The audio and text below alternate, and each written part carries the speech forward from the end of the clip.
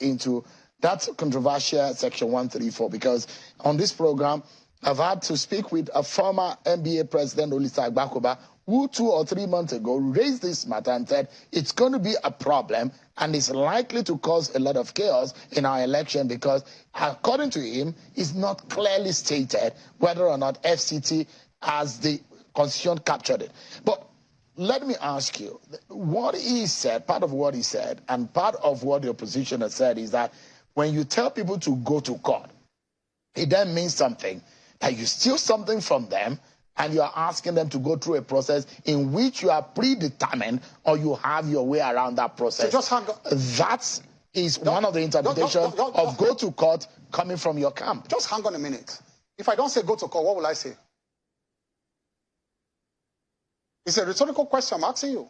If I don't say go to court, what would I say as a winner? But does it also mean that will I say come, let's fight? Does it mean that you predetermine the process? No, not predetermined. I'm only asking you a rhetorical question that answers your question. If I don't say go to court, what it means, if I don't actually use that word, that sentence, is that avail yourself of the procedure of the machinery for addressing your grievance as provided for by law. That is what it means. I'm only saying it in specific terms, go to court. If I don't say go to court, the next thing I will say is that, come, let's fight. So why are they using such phrases or such sentences in a derogatory manner? It is what is provided for by law. And people have actually retrieved their mandates by going to court. It is only when it does not favor you. And that is what the Labour Party is doing. And that is why I had to petition them to the DSS. There's a build-up to something that they are doing. There's a build-up. The build-up they are doing is to rile the people up, pump them up, and then turn them against the judiciary, that if your judgment does not go in a particular way, and that is why he has come here yesterday, he came here yesterday to say the Constitution comes interpreted. What does that mean? He's telling the judiciary that this thing, I have interpreted it, the people of Nigeria have interpreted it, and if you say anything different, they will come after you. So what? I need to make this point. Yeah. I need to make this point. That is where they're going. And so they are setting up a scene for rebellion. And they are setting up a scene to blackmail the judiciary. And that is why if you go online now, I have alerted the DSS that they have camped some boys in one popular hotel in Abuja. And I will give that information to the DSS, where they have told them every morning to be pumping out, online messages to rile up the citizens, cause fear, and all of that. And so what they want to do is to say once the judiciary now goes another way, then the judiciary must have sold out. So that's why they are threatening the judges. And they have gone up to that point. I want to make this point. Nigerians must know that the Labour Party online touts now are threatening judges, threatening their families, exposing them. Go online and see what is happening. And so there is a situation where they want to create fear in this country. They try, you know that during the elections, they tried to threaten people to support them. They failed. During the announcement, they tried to threaten INEC. Everything about them is threats. To threaten INEC to support them, they failed. Now they want to move to the judiciary. It is enough is enough. Shehu, we are ready. Let me tell you this. People who voted, the majority are that, who voted for Asiwaju and the APC, they are the silent majority now. And so if they think they want to push this country towards NSAS, where it was citizens, NSAS was a situation where citizens were dissatisfied with a policy of government, an institution of government called NSAS. That was totally different. But they think they can rile up and citizens towards a situation of SARS again, but NSAS. But this time they should realize that this is not activities, it's pure politics. And if you want to do that now, it will not be citizens against government, it will be citizens, voters against voters. People who voted for the ruling party. You imagine that the mandate of your candidate and for your party, is it popular? So I will ask you this question, a rhetoric question again. No, I'm not supposed to answer it is. I'm supposed to be asking. No, it's a rhetoric question that I'll use to answer you.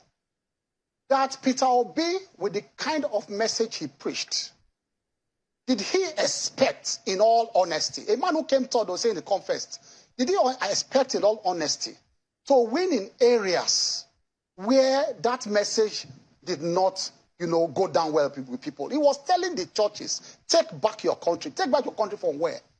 Now, look at the heat map of the votes. Look at the Nigerian map. Pick it up and look at the heat map of his votes. He succeeded in those areas where his messages sank in about Christians take back your country. He forayed into the middle belt where Christians are predominant and ended there. He could not go further than that place. Look at the heat map. And so the heat map exactly reflected the kind of message he preached to people. So within the ambit of the law, I'll tell you this. Within the ambit of the law, if someone is hurt by a process and he lost out in the process and he thinks that that loss was illegitimate, he was edged out illegitimately within the ambit of the law, does he not have the right under the law and the independence of mind to be able to speak out? Oh, there. But you don't say you don't recognize a legitimate government. That is treasonable felony. What Peter Obi and Dati Ahmed are doing is treasonable felony, and we must draw the line for them now. That is your interpretation. No, it is not. It is because it is the courts to when you don't recognize a legitimate government that has gone through the process and it is legitimate, and you say you don't recognize it, you want to live your own life, it is treason.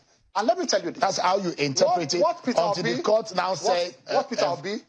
that is when they will defend themselves now. But you must be charged first. You understand me? You will be charged for that. That's what I'm telling them to do. I'm not interpreting. They will charge them for that. Charge them and go and defend yourself. Why you are calling on people to protest? That's the remit of the states to do, though. Yes, that's what I'm saying. That's why I've submitted myself to process. Have I not? Did I come here to say I will go and arrest them physically? I'm a senior lawyer. I've instituted the process. I have started the process. And you see, what they are doing, let me tell you, they are living in a bubble of their own. Peter Obi, Dati, and his supporters, I'm saying this on air, they are living in their own bubble. They are not hearing the other voices of Nigerians who are saying, we hate your bigotry. We are not buying your message of Christian votes. We are not buying your tribalism. They are not hearing those voices. There are voices in this country. Say, oh, no, hold on. There are voices in this country saying we don't like those messages. But they are not hearing those voices. They are living in a bubble of their own. And they will hear those voices very soon if they continue with this nonsense they are doing. Right. As from now on, it's going to be propaganda against propaganda. Word for word, we will meet them everywhere because Asiwaju has a mandate he will defend. And we're prepared to defend that mandate. And you politicians are not afraid of burning this country with the manner in which you have described it? Let me tell you this.